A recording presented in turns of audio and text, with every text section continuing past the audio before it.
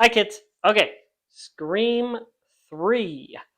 Part of this film was filmed in the same location of Halloween H2O that I just talked about in that other video. The residence used for the boarding school in Halloween H2O is also the residence that's used at the end of this film. Same house. You can probably notice it now when you watch these two back to back. So Scream 1, Scream 2 came out pretty much exactly a year apart. They made almost exactly the same at the box office.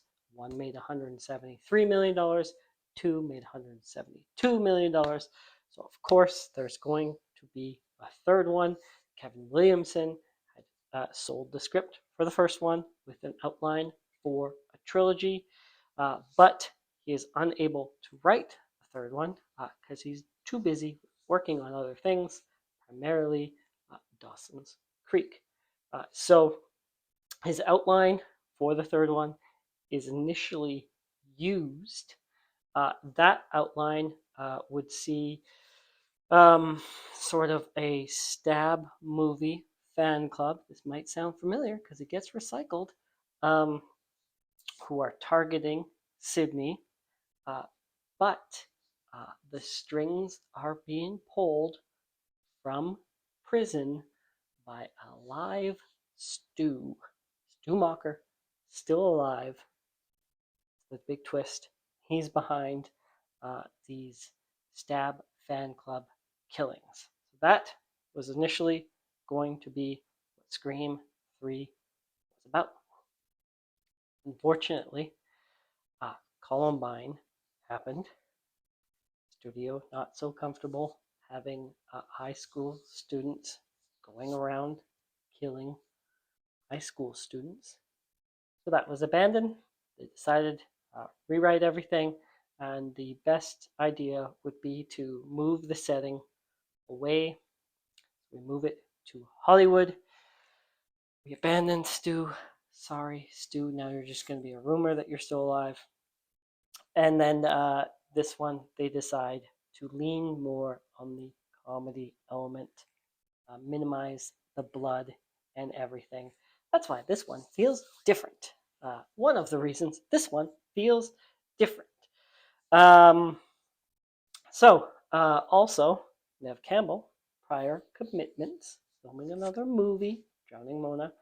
So she's not as available for this one. That's why, for large chunks of this movie, she does not interact with the rest of the cast, or she doesn't really have as much screen time.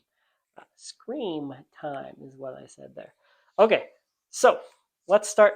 How much does this one follow the formula of the series so far? What changes do we make? So we open with the cold open of a phone call again.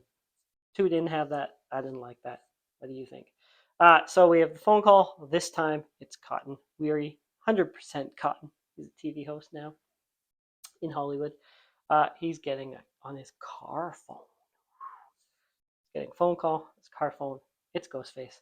Ghostface is taunting him that he's at his residence watching his girlfriend. So they get a sequence of Cotton trying to rush home. By the way, we're in Hollywood. Ghostface has a voice changer now.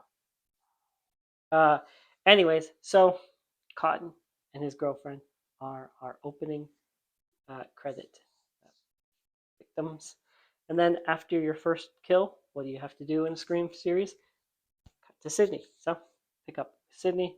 Sydney is in hiding, of course. Why wouldn't she be?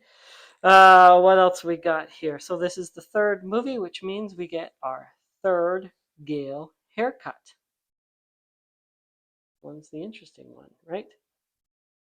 Um, and then we also have the third Stab movie is in this.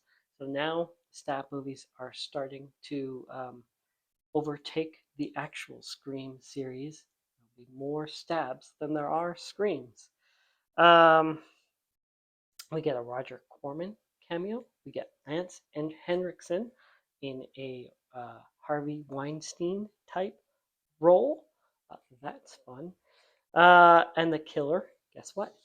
Following a pattern until they realize again, like two, that he's following a pattern. Well, they're unsure about the pattern. But he's killing the cast members of Stab. Making a movie called Stab. He was stabbed. So we get this element of Sydney's dreams. Uh, Her mother, she's seeing her, and she hears her voice, or that was Ghostface as her mom at one point. I don't know. Do you like that element? Because I'm not a fan of that element. Doesn't really fit the tone of the rest of the series. But then again, this one doesn't really fit the tone of the rest of the series. We get Randy comes to explain the rules of a trilogy from beyond the grave. So we established that he has a sister. What else? We have a character getting stabbed while others look on, trapped between glass.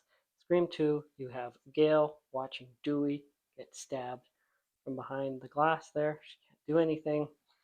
This one, you have Gail and Stewie looking on.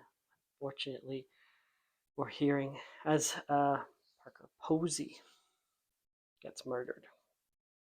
And then we also have the this time, potential boyfriend arriving suspiciously in time.